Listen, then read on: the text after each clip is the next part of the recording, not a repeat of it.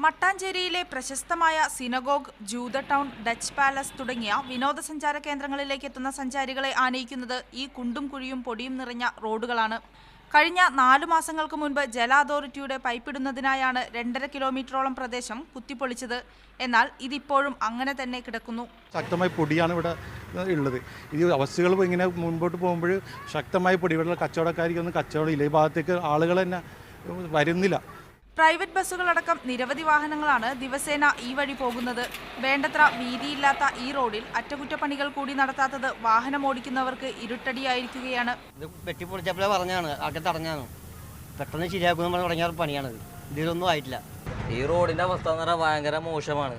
നമുക്ക് അങ്ങോട്ടോ ഇങ്ങോട്ടോ വണ്ടി ഓടിക്കാനോ പറ്റുന്നില്ല. ഒരാൾ ഒരു ട്രിപ്പ് വിളിച്ചാൽ നമുക്ക് ഇങ്ങോട്ട് വരാൻ പറ്റുന്നില്ല. അതാണ് ഈ റോഡിൻ്റെ അവസ്ഥ എന്ന് പറയുന്നത്. ഡ്രൈവർമാർക്കും കാൽനട യാത്രക്കാർക്കും ഒരുപോലെ ദുരിതം വിതയ്ക്കുന്ന റോഡ് നന്നാക്കണമെന്നാവശ്യപ്പെട്ട് നാട്ടുകാർ നിരവധി തവണ PWD ഓഫീസിലേക്ക് മാർച്ച് നടത്തിയെങ്കിലും ഫലമുണ്ടായില്ല. അധികാരികളുടെ അനങ്ങാപ്പാറ നയത്തിനെതിരെ 2ാം ഘട്ട സമരത്തിനൊരുങ്ങുകയാണ് നാട്ടുകാർ. സന്ധ്യ ലക്ഷ്മണൻ, മീഡിയ 1, കൊച്ചി.